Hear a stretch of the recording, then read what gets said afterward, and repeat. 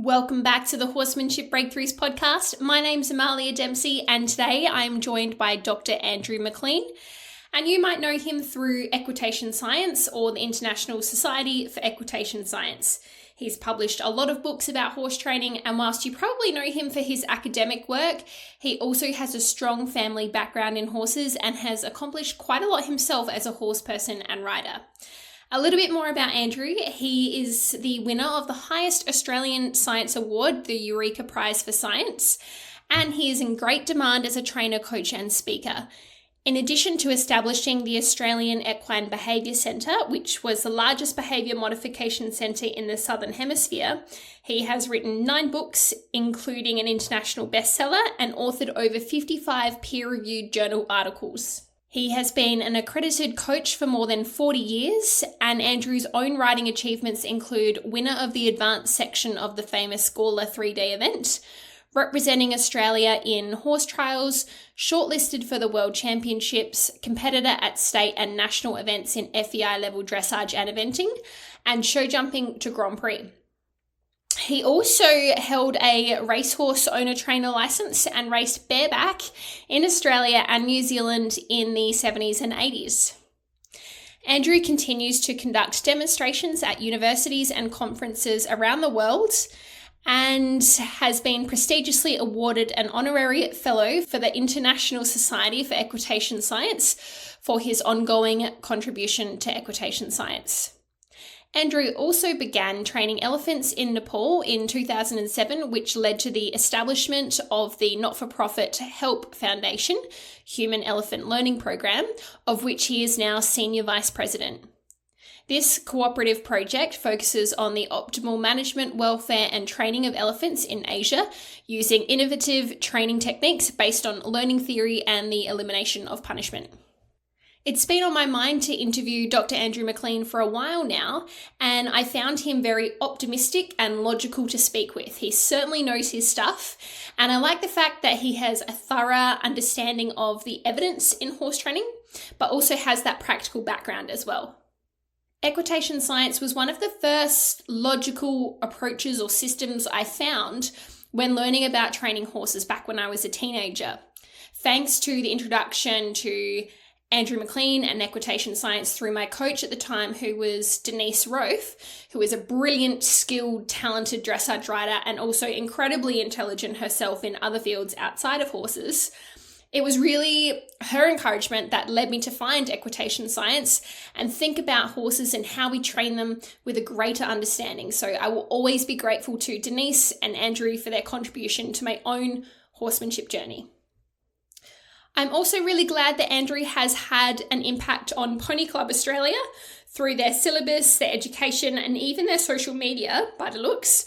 And I believe this is where change can really happen, through education of young minds. After all, they are the next generation, and it can only mean better outcomes for horses in the future.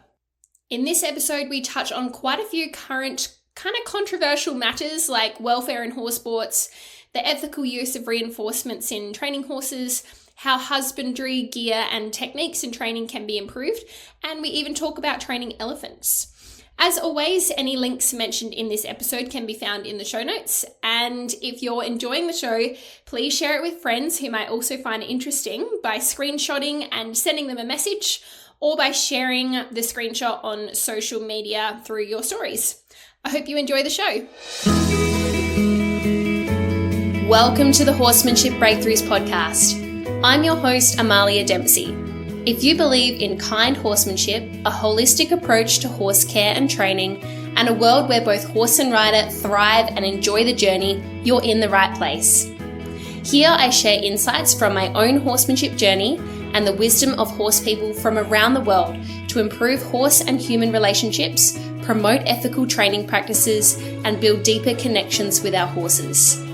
Together, we explore training methods with an open mind, always striving to do what's best for the horse. This podcast is about lifelong learning, questioning the norm, and embracing the journey of growing alongside our horses. Be sure to follow the show so you never miss an episode, and visit amaliadempsey.com for more resources to elevate your riding and horsemanship. I hope you enjoyed today's show. Welcome, Dr. Andrew McLean, to the Horsemanship Breakthroughs podcast. Thanks so much for coming onto the show today. Oh, you're very welcome. So for those who may not be familiar with your work, could you share a bit about your journey in equitation science and how you became passionate about improving horse welfare? Yeah, well, it's an interesting story in some respects, I suppose, because I didn't start out in the traditional way that most academics do, because I was very much in the practical side of horses and horse sports, and I came from a very strong horsey background. My grandfather was a show jumper, my father was a show jumper, my mother was a dressage rider in the very early days of dressage in this country, when they were doing, things like educated hack at the various royal shows. Uh, Two out of my three brothers were jockeys, so there's quite a lot of horses in the background. So it was just a natural thing for me to be interested in horses and ride horses.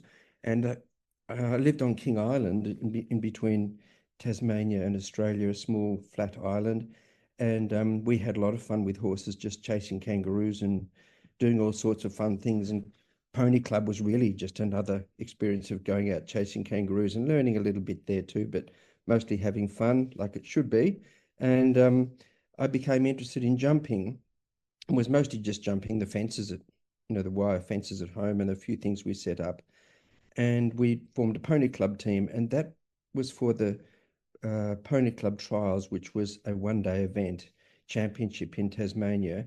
And so we loaded our horses on the boat, and off we went. And that really got my love for eventing.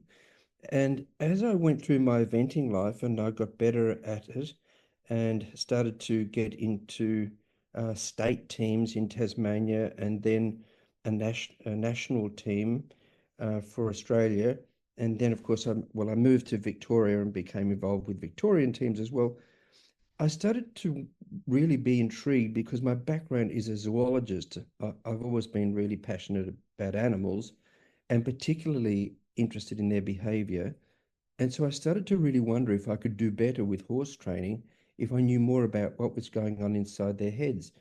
And so that's how I got involved with equitation science. It was really to try and do better for my competition world.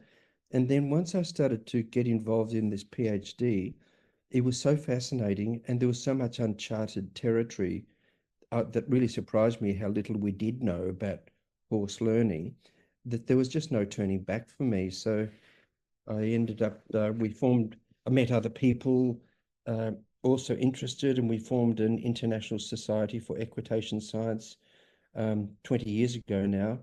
And yeah, off we went. And of course, you can't really talk about learning and training animals without talking about what is good for them and what is not. And therefore, welfare started to come onto the scene. And actually, welfare science is a fairly new science. And so it just, everything kind of coalesced for me in my life. In fact, that's sort of been the story of my life, to be honest, is a whole lot of really happy coincidences that have led me on this journey. It's not like I, you know, had the foresight to say this is exactly what we need to do this many years ago. It was really just, happy, lucky accidents. And fast forward to today, I know you've just come back from Europe where I think you've been involved with the FEI and pushing for welfare changes in equestrian sports. What was your role there? And do you feel, or what's your continued role with the FEI? And do you feel real progress is being made?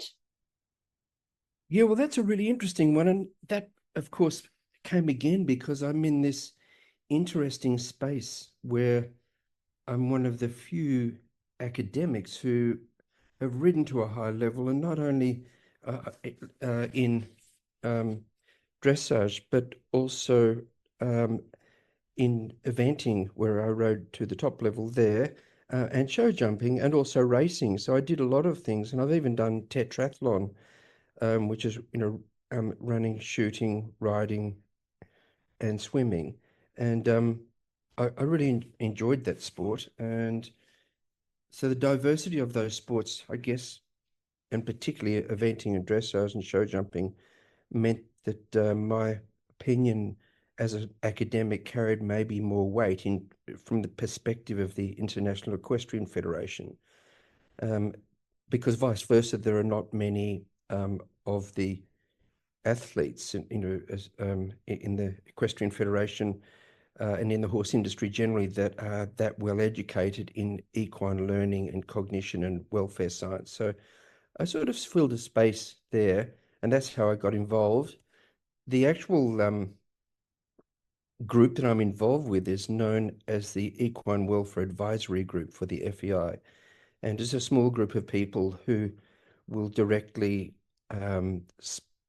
speak to and advise the other departments and sports about what is good for horses and what isn't, and where we should go in terms of welfare, which is so important because it's so topical and so many things have changed in the last 20 years. Particularly dressage feels like it's been very much picked on, but I think the reason it has been more in the spotlight is just because, apart from the fact that people have cameras on their phones and much closer to that sport in terms of proximity as a spectator than they are with other sports, but also because dressage has gone through so many fashions and fads that other sports just haven't. In the 80s, with the beginning of roll cur and hyperflexion, which became really extreme at a certain time, where horses were ridden with their noses almost between their front legs, and in order to do that, nosebands became tightened, because it happened at exactly the same time when crank nosebands were developed, where you could really ratchet up the pressure on a horse's face. And so many other things have emerged as well over this time, that and a lot more data about what is good for horses. Thanks for tuning in to the Horsemanship Breakthroughs podcast. If you enjoyed this episode, be sure to follow the show so you never miss an update. I'd truly appreciate if you could leave a rating and review, or share this episode on social media. It helps more listeners discover the podcast and hopefully has a positive impact on the horse world. For more resources on horsemanship and rider exercise, visit amaliadempsey.com. Thanks again for listening. Have a great day, and I'll catch you next time. To people that if you align your training with better welfare and the proper use of how horses learn, you're just going to get a better outcome anyway, because learning is training. Training is learning. So it's just a no-brainer that you could do better if you know more, rather like you'd be a much better driver of a car if you knew a bit more about how cars work. That makes a lot of sense.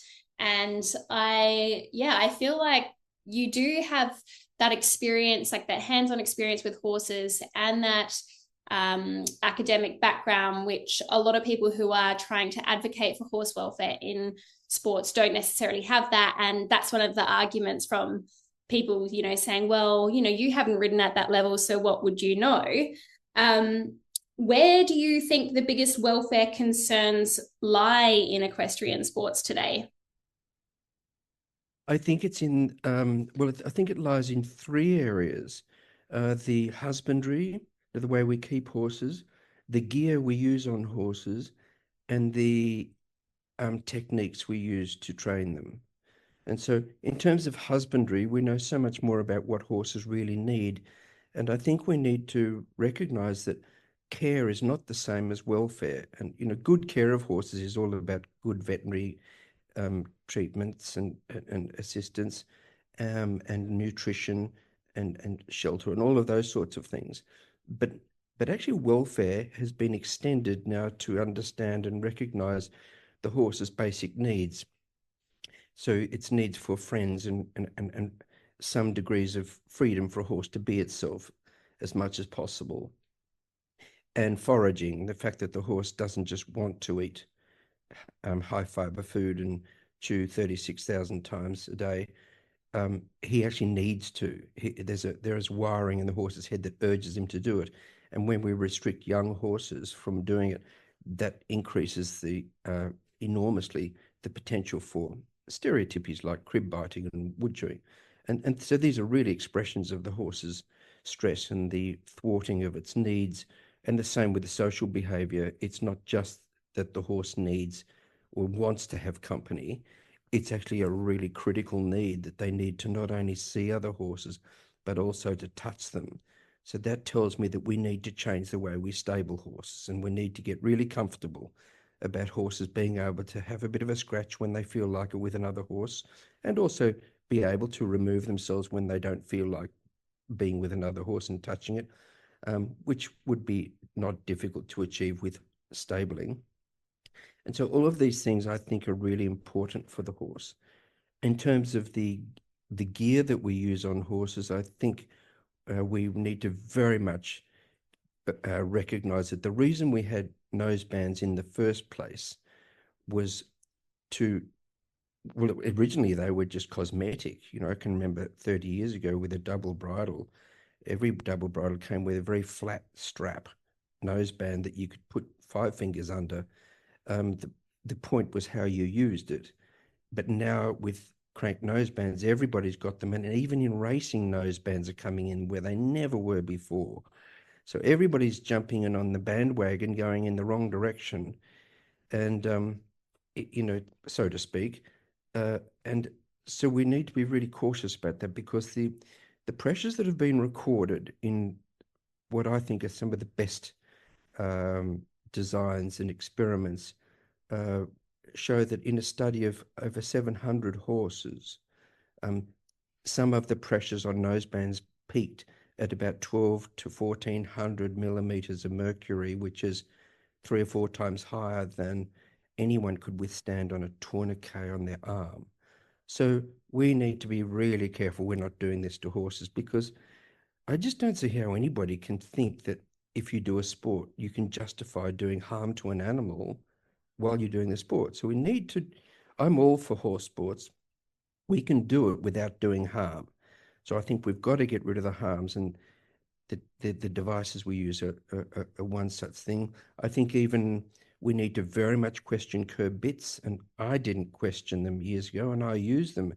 And certainly, you know, for me as an event rider, when I had a horse that was a little bit so-called hot in dressage and tended to want to go a little bit hollow and difficult to get him really soft and on the bit, when it was suggested that I use double bridle, I quickly jumped on that bandwagon and grabbed double bridle, and presto, my problems were solved.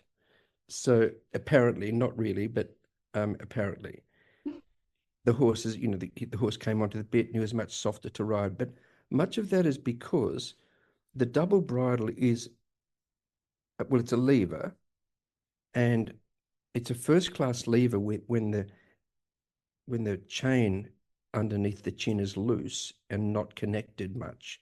But it becomes a second-class lever when the chain is applied, and that gives a lot more levering force. So whatever the rider feels in his hand, the horse feels a whole lot more in the jaw. And the other problem, apart from mouth pain and lesions that are caused, because we know there is a larger number of lesions in high-level horse sports, that's been well documented, but also it causes any pressure of the tongue, because the space in the lower mandibles is really narrow, that V-shaped lower mandible, the tongue doesn't fit in there.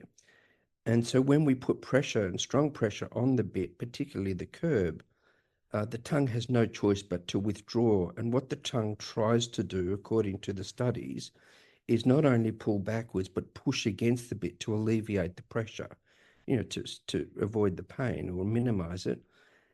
And what this does is when the tongue comes back, it reduces the space in the back of the mouth. Now, that space is really vital for breathing. And horses have evolved, they're nose breathers, they're not mouth breathers. And so the air going down the nose is turbulent in the back of the mouth, and that assists the horse in proper breathing.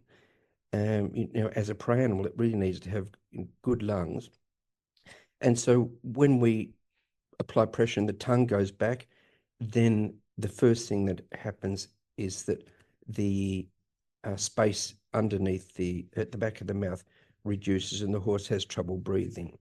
So in terms of the oxygen intake, that is, and the expelling of carbon dioxide, that's a real problem. So for me, the potential for strong bit pressure, and particularly from curb bits, is the potential to put the horse in a mild asthma attack, like reduction of breathing by around 12 to 15%, which is characteristic in medical literature of mild asthma attacks.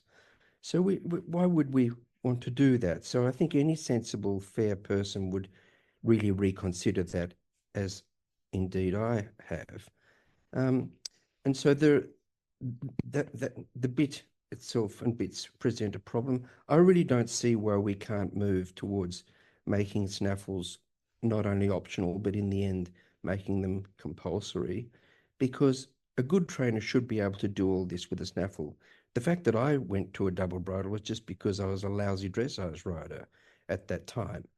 I learned so much more later when I learned about, had more lessons in dressage, and I actually started to do dressage itself and had some good lessons. And also I just became more knowledgeable about what was going on in training and how to use pressure release in a more correct way than just how we learned it in the normal old diatribes of, the traditional literature of teaching, like the British Horse Society and all of those things that which incidentally are moving in a more progressive way now, as we did with Pony Club Australia, to improve and drastically alter the syllabus. So I think we need to really reconsider all of those sorts of things. So this third area, the techniques that are used, I think the most damaging technique is the hyperflexion technique, otherwise known as roll cur, and that also has had a sort of a high peak 10 or so years ago, and I certainly think it's got better. During the high peak of it, it was I was teaching in various places around Europe, and I remember doing workshops in Rotterdam, and on a couple of occasions I could see riders lined up for their lesson outside the double doors of the arena, but I could only see the rider, and I thought that maybe there was no horse, but it turned out the horse's head was down between its knees, ready to come in. And it was really difficult to explain to those riders that the back they are feeling when the horse's head is in this hyperflex position isn't actually the right back they should be feeling. But people were being brought up to believe that this tight back, because you can't have a soft back when the head is really in very deep hyperflexion, that the back's more like a really taut drum when you pull the head down like that, or when it is down like that, even regardless of how it's put down there in that extreme position. And so the back they should be feeling is the soft back, because what is required really in proper dressage training is that the sublumbar muscles under the spine basically pull a little bit to bring the pelvis a little closer to the pectoral region. And so that means that the top muscles should be a bit more flaccid, not floppy, but just definitely not tight. So it was difficult to explain to people that that's not the right thing to do, apart from all of the other effects. So there have been around 60 odd papers published from various scientists all over the world, mostly independently of each other, on hyperflexion and the effects of hyperflexion on things like eye temperature, heart rate variability, blink rate, cortisol, all these sorts of things that are measures of stress. And it's really been fairly unequivocal in those papers that it's a really bad thing for horse welfare. And so myself and a few other scientists decided we would actually really get to the gist of it and see how bad it is. And we made a meta-analysis of this hyperflexion paper. And a meta-analysis really a statistical consideration of all of the papers that had been done on that subject. So there were 58 papers in our meta-analysis, and that was the general understanding and outcome, that it was a bad thing. So the more recent studies of hyperflexion, though, have shown again breathing issues, that when the gullet is shut and when the nose is behind the vertical, in particular, especially in the higher frames, but in the low frame too, but sometimes, for example, if the horse is in front of the vertical with its nose in the higher frame or in the normal outline, and the horse's head is simply lowered from the base of the neck, of course, it may be behind the vertical, but the gullet won't have closed any more than it had before if the rider doesn't. And so that's not necessarily proof of that. But generally, it's really about closing the gullet when the nose is too short, and the neck is too short, and the gullet is closed. And that also causes airway loss of up to 15%, some studies have shown.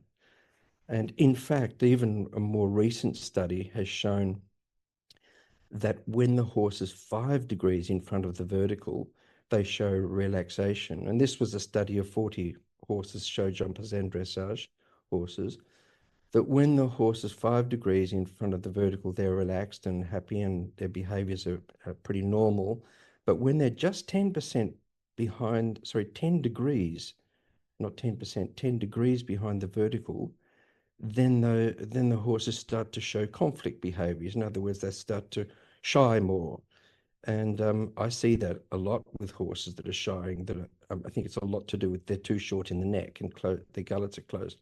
But these horses shy more, they have higher pulmonary pressures, they have all sorts of issues of closed pharyngeal space at the back of the mouth, and just general breathing issues.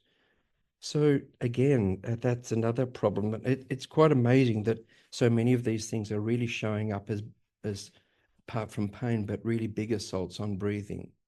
And that's sort of new to me, because, if you asked me 10 years ago, I wouldn't have said so, because we just didn't know that how much postures and bits and various things can affect breathing. And even nosebands. I mentioned apparatus before, but even tight nosebands also cause reductions in airways just because they cause tongue retraction. So these are the low-hanging fruit that we have to really change as first steps. And I don't think we can change everything that is wrong with the horse industry all at once. It's it's very traditional and there's a lot of money behind it, and it would be difficult for everybody, and probably difficult to achieve. But I do think we should have a roadmap of how we're going to go forward with what we know now, and start to change these things and start to change our practices and ride differently and judge differently. And so the judges are just very much a part of all of this, as everybody else is. And it makes sense that once the husbandry, the gear, the techniques, these three areas that you've mentioned, once those are optimal, should we say, that the horse would perform better. They'd be more relaxed, they'd be more happy, they can breathe better. So given this, why do you think that particularly riders at the top level haven't worked that out yet, or aren't changing their practices? I think there are a lot of reasons for it. I mean, one is just obviously people resist change. And when you've been doing something, you've been venerated by the rest of the world and all of your pupils for how much and have achieved, and you have a trophy room full of medals. Then it's pretty hard to go back and say, actually, if I was wrong. I think it takes a very, very strong person to do it, and not many I've known have been able to achieve that. But I still think it's possible.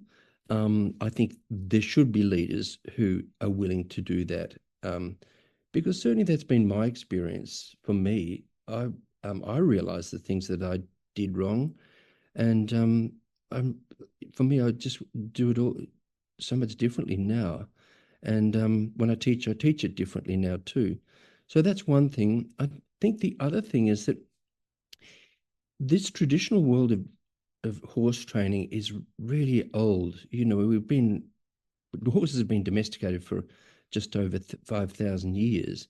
And we've been riding them in war and agriculture and doing all sorts of things with horses.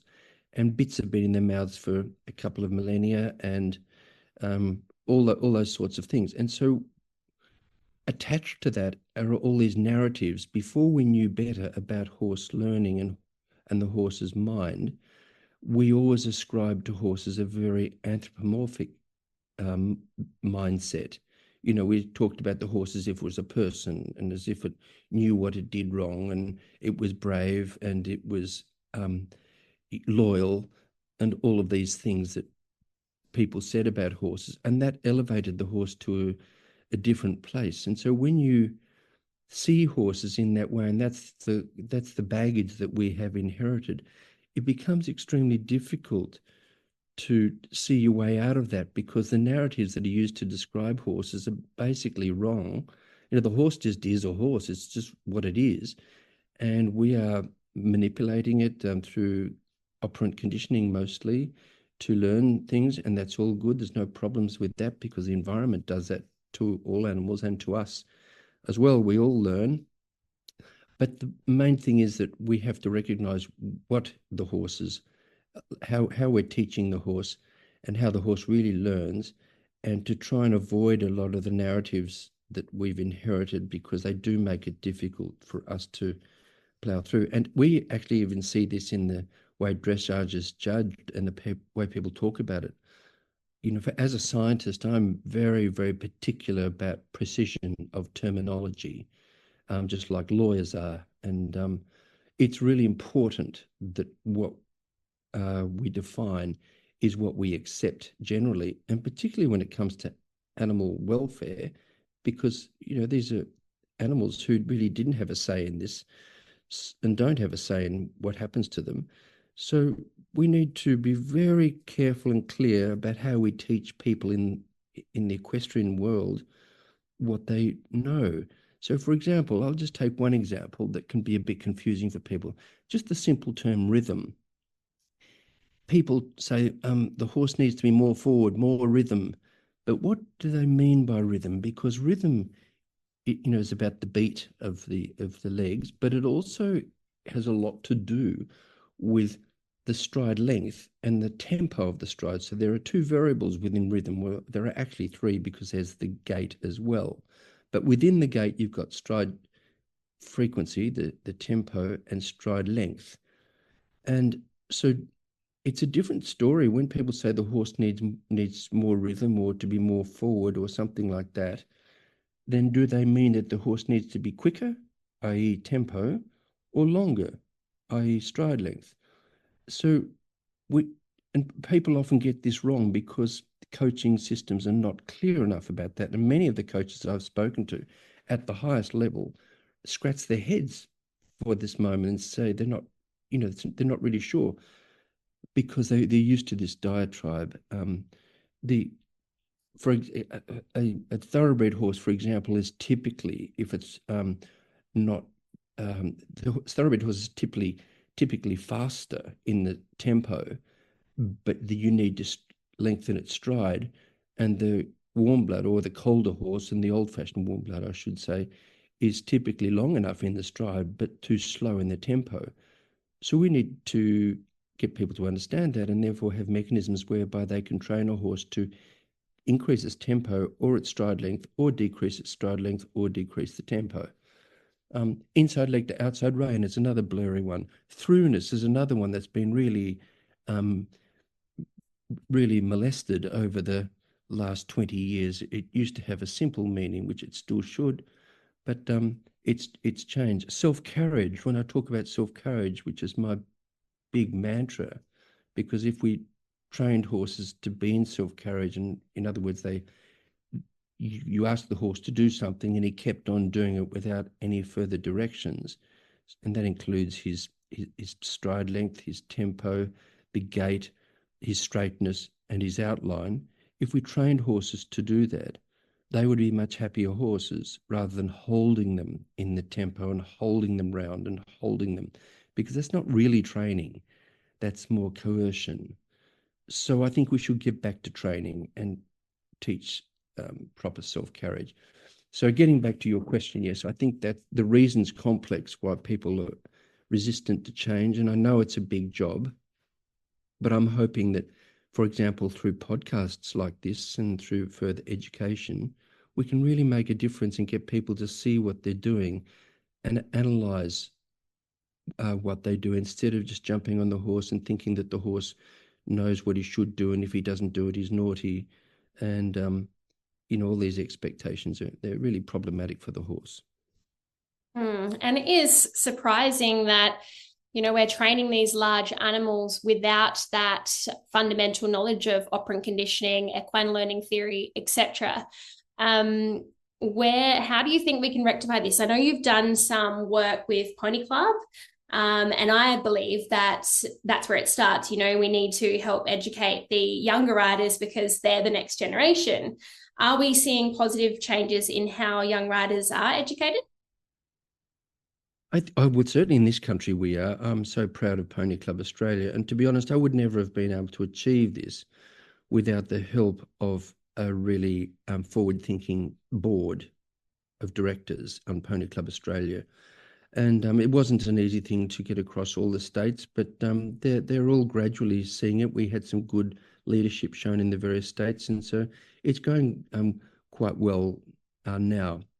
There are still a few hurdles, but it's certainly really on a very good road. And as you say, that's where it all starts. I think it's also changing in other countries. In Canada and New Zealand and England are also looking to, or the UK are looking to update their Pony Club syllabus as well. It is very much about education. I think the FEI needs to have a certification system so that people know a certain amount before they do anything, whether they're judging even or whether they're riding, whatever they do. And I don't think it needs to be onerous, but I just think that needs to happen. I think the same thing is true for racing. I think anything that we do with horses, we need to have some knowledge, because it's not just a given that it's not a right that we have the right to do whatever we want with horses just because we happen to own them as property. I think we have to think differently and think that it's an absolute privilege to be able to have a horse in our lives. And it's a massive responsibility on our part to do the very best we can in teaching the things that we want them to do for us. And speaking of racing, in particular, that is a contentious topic in itself. Some believe it should be banned, whilst others argue for reform. Do you think racing will ever be banned, or can it be improved ethically? I don't agree that it should be banned. I'm on the Equine Welfare Advisory Council for Racing Victoria, and we have quite a strong. We've made some really big steps forward, and so have other racing commissions around the world too, in traceability and making sure that horses that have raced go back to where they came from. That's the Hong Kong Jockey Club approach. There are so many better things that are happening now. In terms of education as well, with modules that we're creating in Racing Victoria. But I do think horses, to me, as much as you can possibly tell, are happy enough racing. I just think the way we get them to race needs to improve. So horses could still learn to race. We don't need whips to race horses. And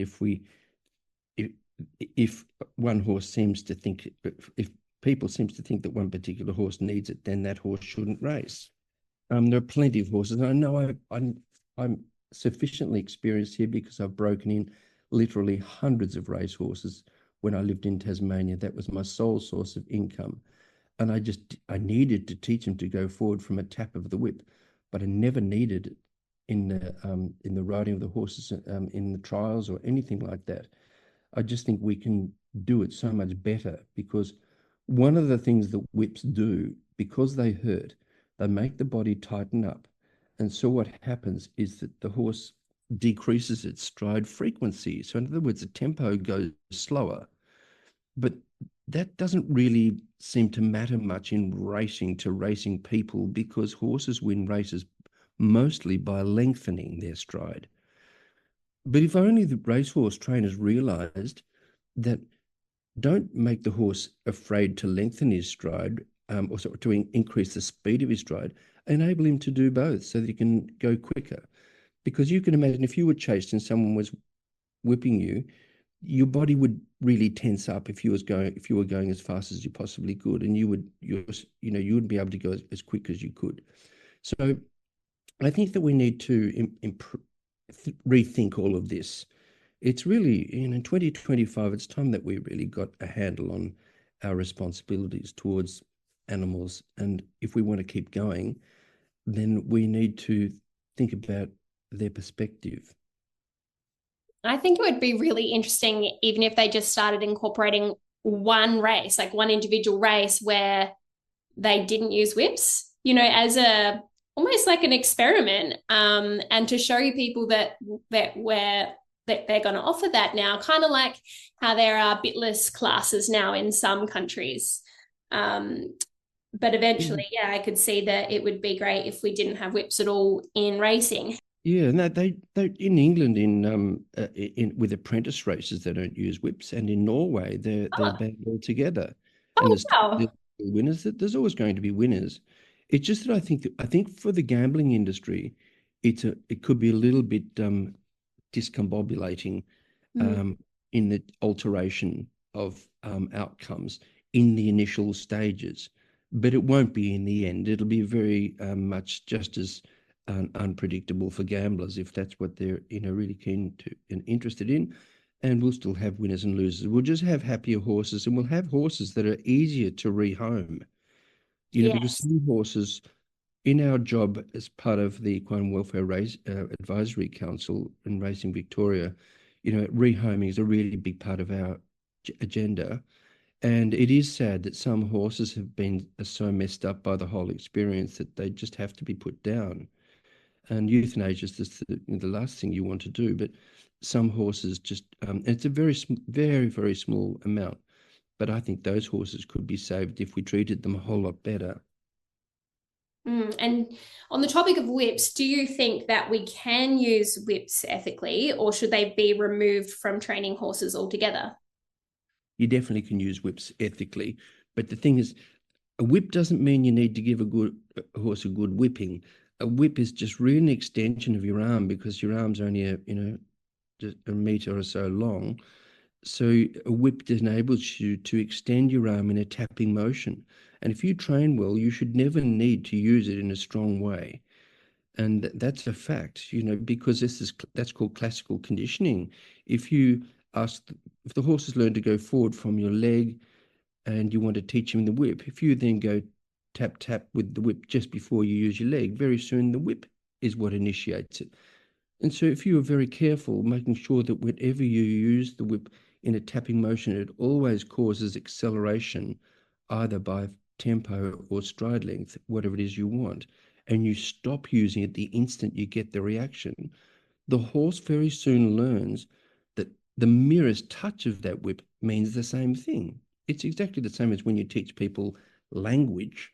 You don't need to shout at them anymore, and you don't need to even make it slow. You can just whisper and they get the idea. And I think there's nothing inherently wrong with the whip itself, but all of the baggage around the whip is problematic because there's an old saying in Finland that Kira Kirkland told me that when you have a hammer in your hand, all your problems start looking like nails, and that's true.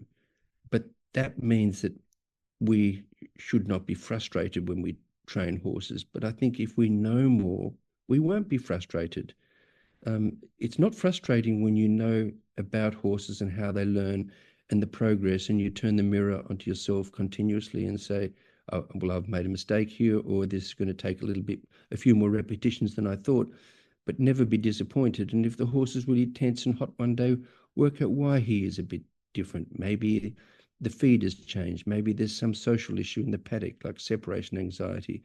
Maybe there are lots of different reasons, but we should not be frustrated, and therefore none of our problems should start looking like nails.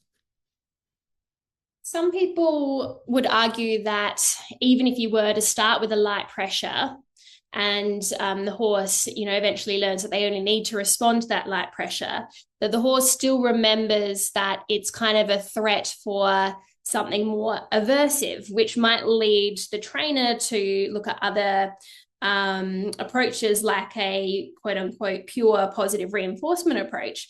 Do you think it's possible to have a pure positive reinforcement approach with horses? And is it truly the most ethical way to train? Right. Okay. Well, first of all, that idea that when you use a light aid, it's the threat of something stronger is a myth. The horse Ah, doesn't know that. That's we know that from fear extinction learning studies, that it doesn't see that. Very quickly the horse learns that it's just the trigger for that response. It's not like in the back of his head he's got that. We also know that horses don't reflect like humans do. So it's not like he's thinking, oh yeah, I better do it because I know what's coming. It doesn't work like that. It's mhm. really just stimulus and response at that level. And so what was the other part of your question, the second part? The second part was so some people that might feel this, it might lead them on a pathway of choosing pure positive reinforcement, not using any pressure at all. Do you think that it's possible to not use any pressure at all? And is positive reinforcement the most ethical way to train? Sorry, there's probably a few questions in there. That's it's very good. Positive reinforcement is certainly an ethical way to train, but there are some, look, there's no free lunch in animal training. There's nothing, there's no non-exploitative way to do it, and there's nothing without problems. And so when you use positive reinforcement and overuse it, it's been shown with many animals in lots of literature that it can make animals a bit frustrated. And they can start to show frustration signs with their ears back and that sort of thing, and negative affective states, which are well documented and easy to see. So I think we should be cautious about how much of that we use too, especially, and I'm talking mostly about food training, because even though there are people who can do it extremely well and can make it last longer than most other people in terms of avoiding negative effect, it still can cause the horse to start to see you as somewhat like a poker machine where, what do I have to do to get this outcome? And you see the same in dogs. But nonetheless, it's preferable to using strongly aversive pressures. But the question about whether we can actually do equitation with pure positive reinforcement, I think it's completely impossible, because and the reason I say that is because negative reinforcement is defined as the removal of something aversive to increase the response. And therefore, even if you give the horse a signal with your leg, a light signal, and then you use positive reinforcement to reward it, the signal still must come off, because if the leg pressure, for example, doesn't soften, the horse habituates to the leg pressure. So the definition of negative reinforcement is the removal. It doesn't matter how light it is. Whereas in positive reinforcement, it doesn't matter whether the signal's terminated. So for example, if you want a rat to press a lever, when the light comes on, you switch on the light and he presses the lever. It doesn't matter if the light stays on. So that's the difference. And all the aids we use in horse training are actually negative reinforcement with the rein and the leg and the whip and those things, and some aspects of the seat even. But our job is to make them as light as possible. So I agree with the positive reinforcement purists there that would be really nice if we could just get to a world where we could just do it that way.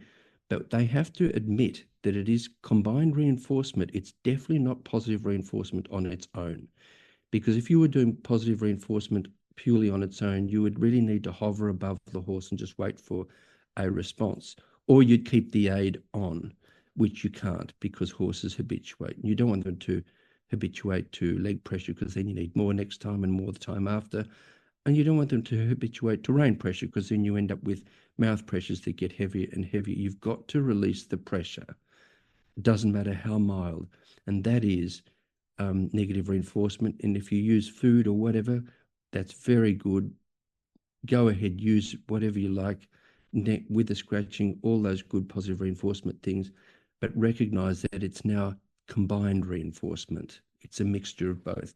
And there's nothing wrong with that. It's kind of a ridiculous purist argument to me. I find it really kind of tedious because, and I hear it a lot, Why do they want to say that?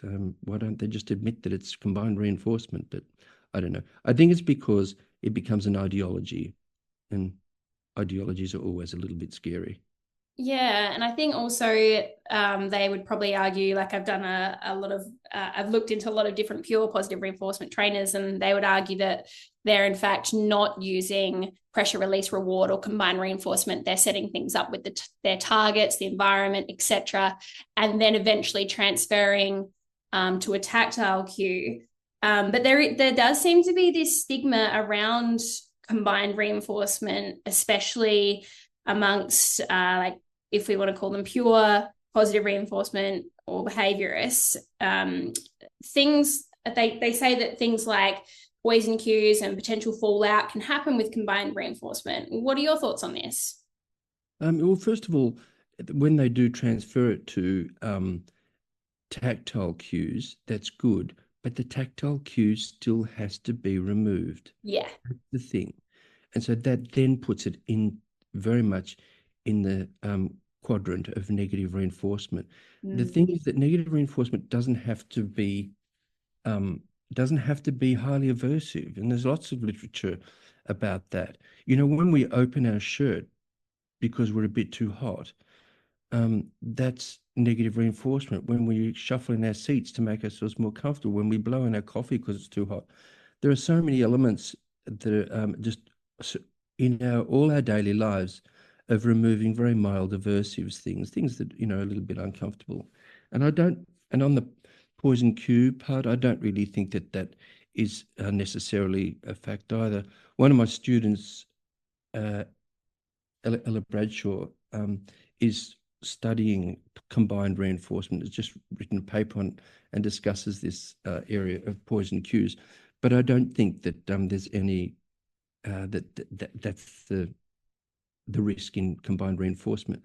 I just think that whatever we do, we have to do it really carefully and understand what we do. And I'm all for people using light aids and positive reinforcement. Let them do it. That's fine. I think it's really, really very nice. And I think we should do more of it in the equestrian world. I just think we need to say what it is. Yes, and personally, I love using combined reinforcement, and I find that the horses don't really see it as or see my cues as like an aversive. They see it as guidance towards their release and reward. So they're kind of looking for that guidance from me, which I really like. Yeah, Um, absolutely. but going back to like a if we want to call it pure negative reinforcement, like without the use of food, where is the line in terms of how much pressure people can use ethically with horses to get a response? Like, of course, the goal is always to have a light cue eventually, but how much pressure is too much? How can people know if they're applying too much pressure to their horses? Well, I think that's a really relevant question. And I, for one, you know, was guilty of using too much pressure in my younger days in my quest to do better in my sporting life. But again, that was because I didn't know enough about it.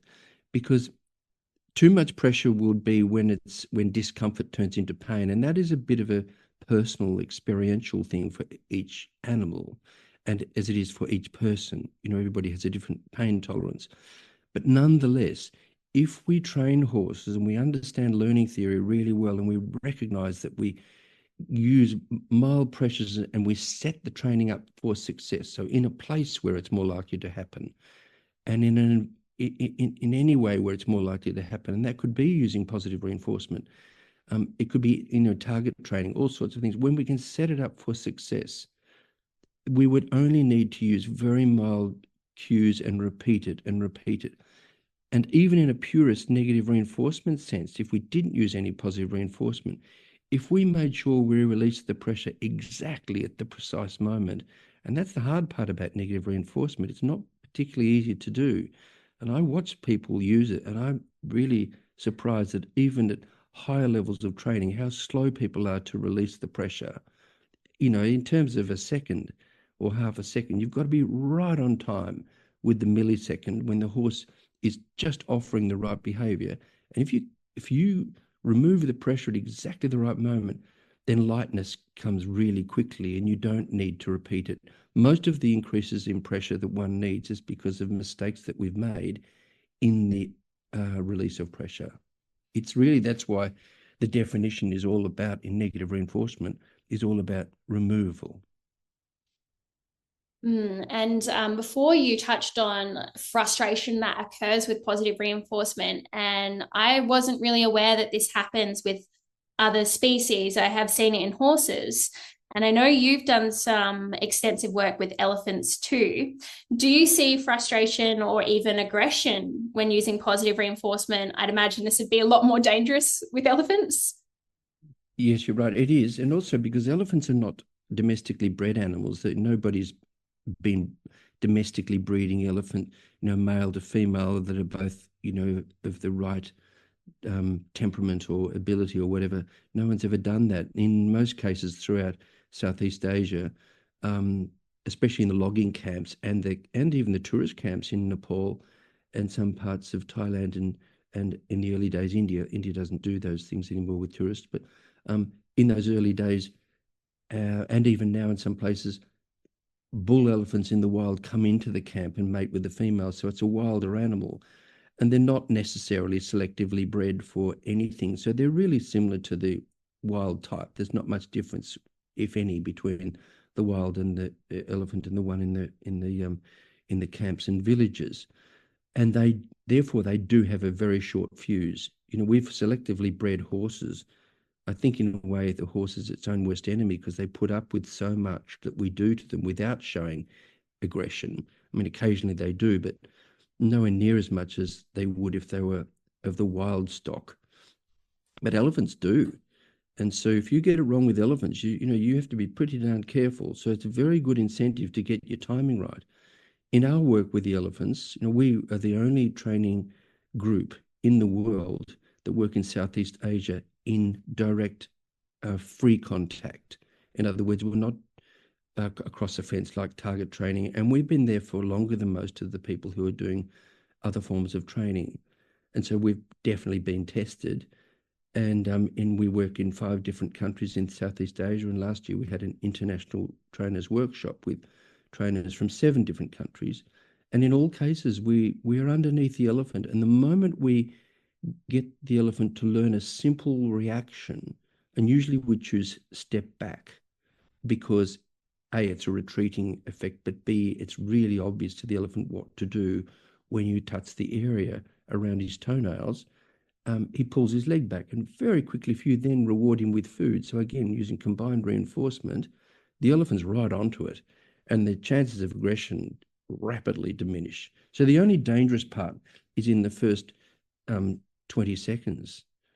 Once we start, then it's fine, and then we just build on that, those reactions, and just make sure we're really clear. But we're always with the elephant. We're not training him from behind a fence or anything. And so it's really very, very real. And it's a very good example that if you do it well, the elephant learns the right cues. And we've had elephants that we trained years ago in the early part of our program in Nepal. One of them that was so good at all of his behaviors that as a 3-year-old, he won the Asian soccer best player in the soccer championships, because they have a soccer match for elephants where people are riding them, but the elephant has to be the one to kick the ball. Oh, wow. And you can do that with positive reinforcement. Positive reinforcement is just the most wonderful tool for getting all sorts of behaviors done. The only thing is that if you're sitting on the animal, you're going to be using negative reinforcement in terms of pressure and release removal of light aids to get your reactions of stop and go and turn. But apart from that, you can use your voice command for hundreds of different things, and reinforce it with food rewards and rubbing, because they do love tactile reinforcement as well. Yes, I've certainly seen the power of positive reinforcement and combined reinforcement, and I use it whilst riding as well. But yes, there is that pressure release component that comes first. On positive reinforcement with riding, I think a lot of people are opposed to using it whilst riding because they feel like they have to continuously give the horse treats. What is your advice, I guess, in terms of would you suggest eventually going to an intermittent schedule of reinforcement? How does that look? Yeah, well, that's a good point. Look, at any rate, to make training more effective and to make it more resistant to extinction, you do have to start ceasing rewards and put them on a more variable schedule. And that can be a little moment of confusion and frustration for the elephant, or for the horse or the elephant or the dog, just because what was previously rewarded is now not rewarded anymore. And it's the same with shaping when you're building a response. So first of all, you might want to train something like Spanish walk, and you might be rewarding the knee to come upwards. But then after that, the knee's already established in coming up from a command. Now you want the toe to flick out, and that will mean cease rewarding the knee, but now you're looking for something else to happen, and that's another little moment. But that happens in all training.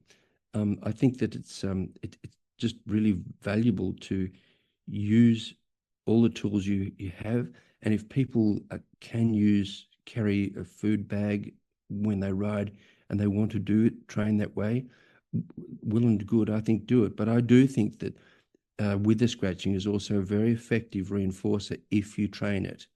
And when I say train it, you don't normally have to train it in an animal that has had a normal upbringing, but most don't.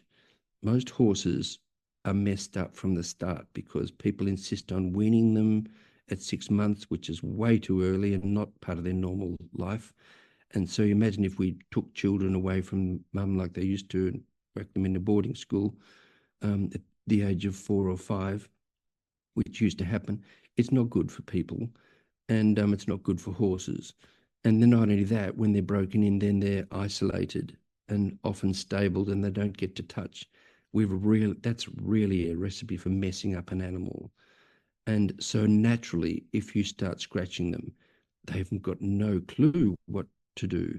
But what the studies have shown, Emily Hancock's work showed that if you scratch horses, any horse continuously at the withers for about 2 minutes, very soon they start to reciprocate and want to return it, and they start looking to you and to scratch your back. And the moment they start looking to you, you can actually stop the scratch and then do it again until they are really good at it. And so in other words, it happens quite quickly, the tendency to reciprocate. So it becomes then a very powerful tool for reward. I think it's one we should do because there's not enough touching and stroking in horses. And I think, as the people who developed attachment theory, Bowlby and Ainsworth said, touch is the basis of attachment. It's not just giving food is one thing, but touching is so important. That's the social contact, the social cohesion element. It's vital. So we should think the same for horses because they're not much different. Yes, I love using scratches, and not just on the wither, but I know each of my horses' individual itchy spots, and they tend to want to scratch me back as well, which is nice. Yeah. The idea of dominance theory still exists in a lot of, especially natural horsemanship type circles or approaches. What's the most compelling evidence against dominance theory, and why do you think these outdated beliefs are so hard to shift? Wow. Well, the dominance theory, I think it is disappearing a little bit, even in natural horsemanship circles, because I think Pat Pirelli himself even defined it differently, much more in terms of an immediate reaction to a light signal, I believe, which is a really impressive and a great step forward. The problem with dominance is that animals themselves, social animals like horses and wolves, and don't show a hierarchy as people think that they do. The hierarchy exists for various resources. So it's horses are differently motivated to each other for different resources like food or company or water or space or whatever. And it also is influenced by satiation. So in other words, if they're half full of food, they're going to be less inclined to fight for it.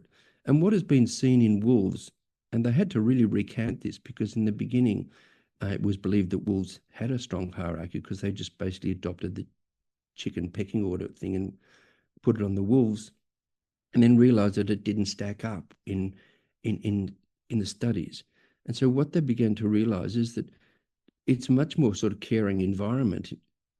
Horses and wolves live in family groups.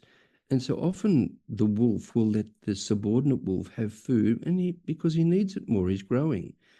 So I think the idea of transferring dominance is a very typical human Western civilization idea. We have this kind of dominance hierarchy in the military and in the school and in the church and almost everywhere, where you can't become someone above your station by just deciding to do it. You can't be the private in the army and suddenly start giving orders to the general. And so these are really strongly parts of Western civilization, not so much a part of native cultures, interestingly, but very much parts of Western civilization that's with militaristic ideologies. So I think that's where it all comes from, is just we tend to think that, you've got to be boss and make him do it. Now, I think that's different to, I do think you've got to be clear in what you want from the horse. And if you're teaching him something and he doesn't want to do it, you've got to either find another way to do it, or else you've got to be clearly assertive at saying, no, well, you have to do it. This is something that is important for his safety, for example. You might have to load him into the trailer because there's a fire or something like that, which is a very sort of Australian example. But those things, we do have to, and the horse has to learn to comply with that. But generally, that's rare. It's not about dominance. Training is just really about reinforcing behaviours, and we need to get away from the idea that we have to be seen as dominant. I don't think hopefully the horse just sees us as, one of his pals, not someone that, oh, look out, he's going to tell you to do something shortly, but something that he enjoys to participate in. Yes. And earlier you were speaking about nosebands. And I know that you designed a tool for this years ago, but then recently I saw that there was another version developed. I don't know who by, but I think it's being implemented now in gear checks at top level dressage, perhaps. What's your take on this development? That's a pretty funny one, because we recognised the need so early on for a taper gauge, and Professor Paul McGreevy and myself designed one, and we paid for it out of our own money, and had all the CAD files developed and tooled it up and all that sort of thing. And we developed them, and we decided to add a couple of things on the side, like how to check the size of bit rings and that sort of, and bit diameter. And we had developed at the 1 finger and 2 finger levels with a mark, and we did that very scientifically. We looked at all the literature and papers on human finger sizes and averaged them out.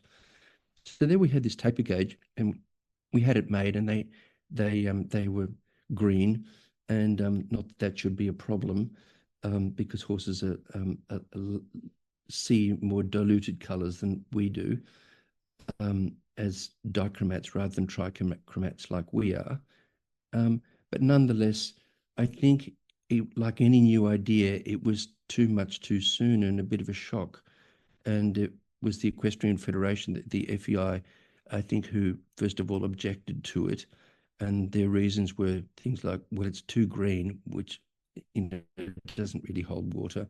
And some horses were afraid of it. Well, I think, yeah, I get that horses might not be too happy to have a steward pushing something under the noseband, but why don't people train for that? Every day you put the bridle on, just stuff your fingers up his nose, or put some gloves on and mimic it a bit. Blue gloves or something, and put your fingers under the bridge of his nose. So I think that it was just really more politics than anything, because then they came along with another noseband. But on top of that, there was some other research that suggested that there was no real difference between 1.5 fingers and 2 fingers. And we looked into that very, very closely, myself and a group of other scientists, and we wrote a paper about that.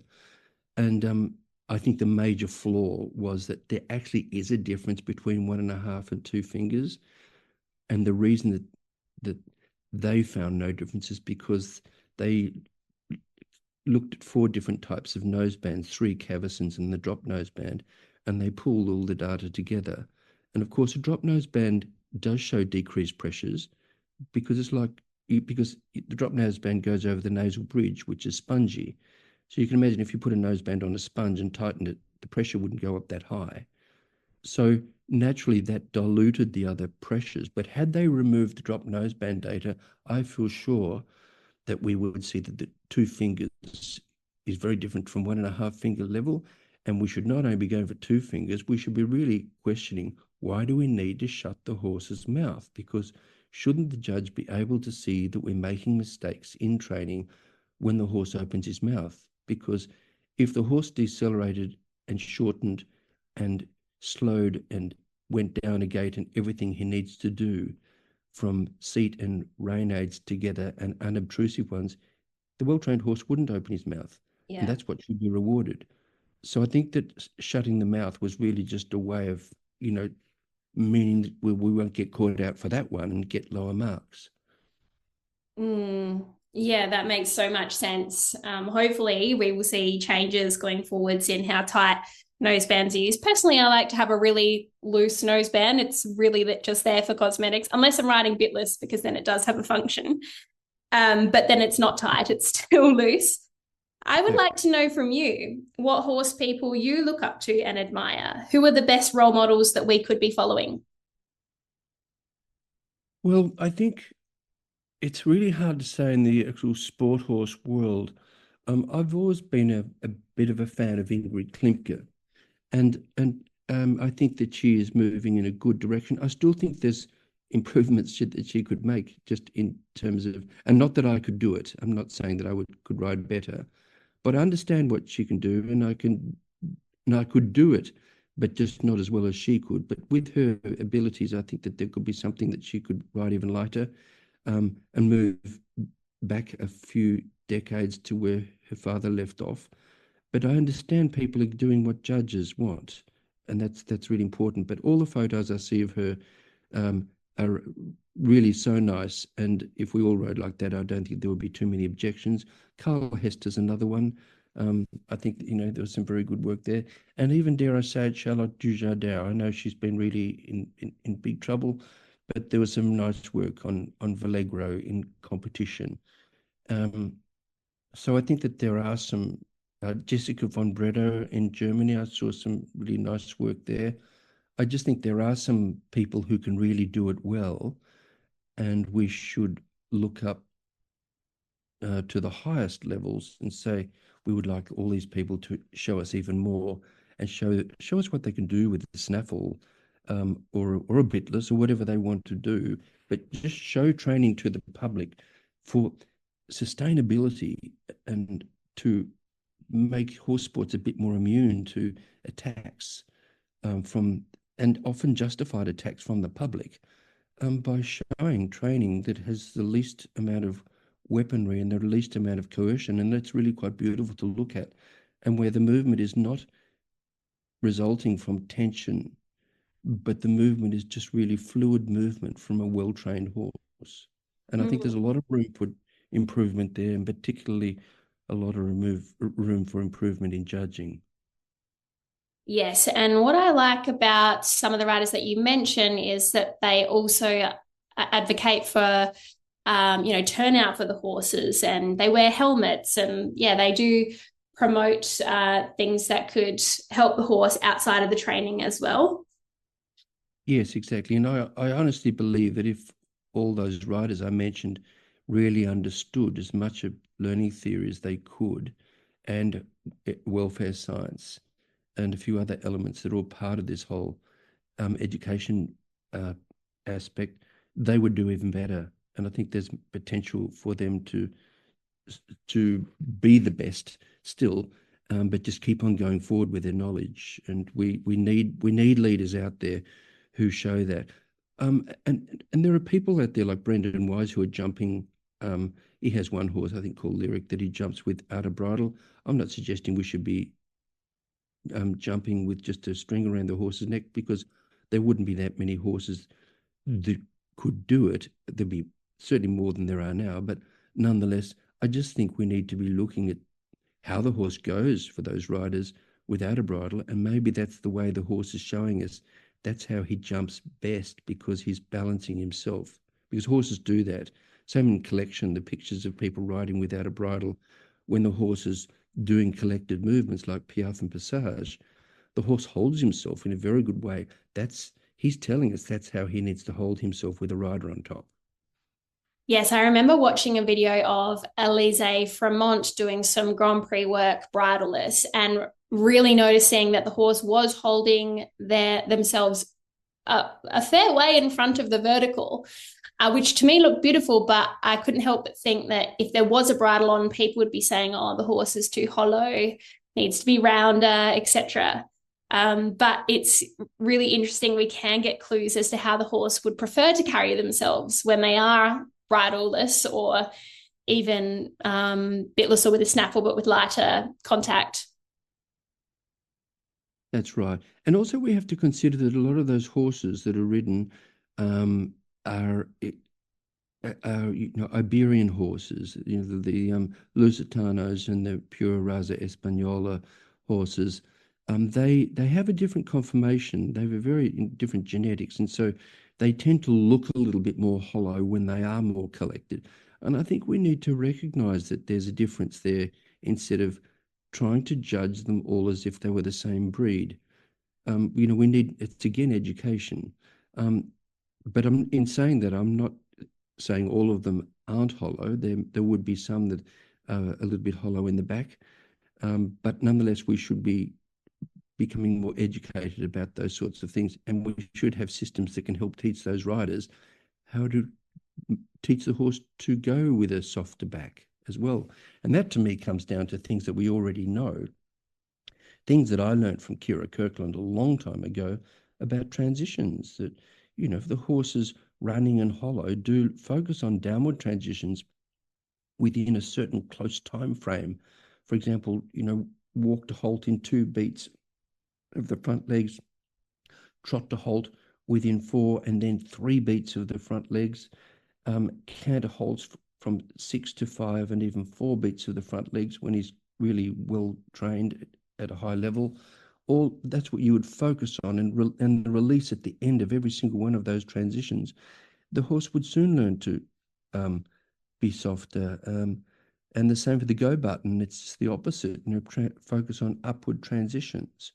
I've had a lot of experience with horses like that, because when I was director of the Australian Equine Behaviour Centre, our caseload was quite high of horses that were too strong in the mouth, apparently, or too so-called lazy.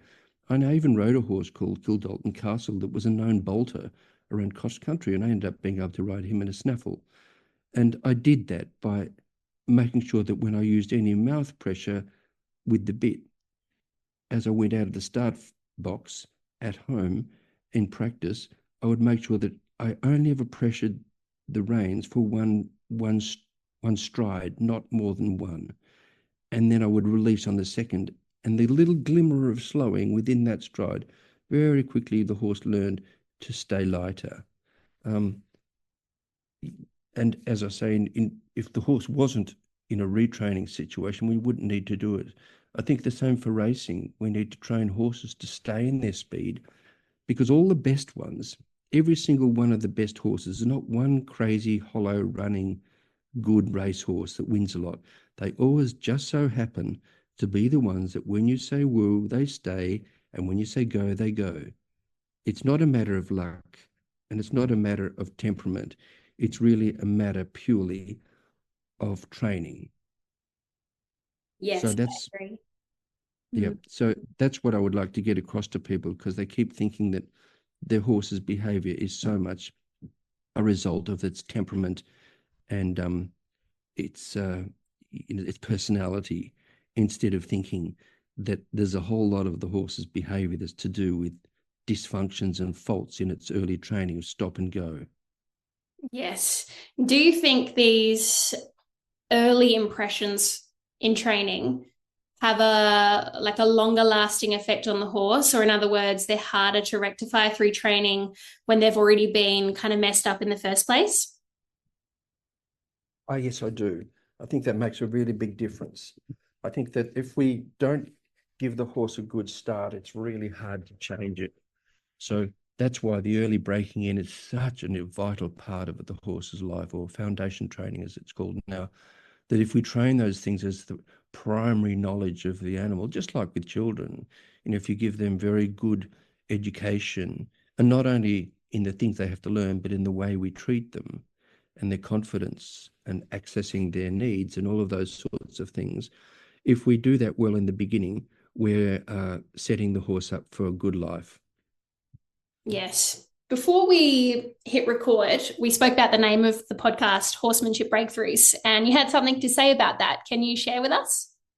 Yes, well, it was really very interesting because when I saw that the title was of the podcast is about it's about breakthroughs, that when I was at the FEI Sports Forum just last week in Switzerland as part of this Equine Welfare Advisory Group, and I presented the principles of training to that forum, the very first talk of that whole sports forum was actually from a professor of economics, and his subject, and I think the FEI had arranged this, so I'm really impressed that they did.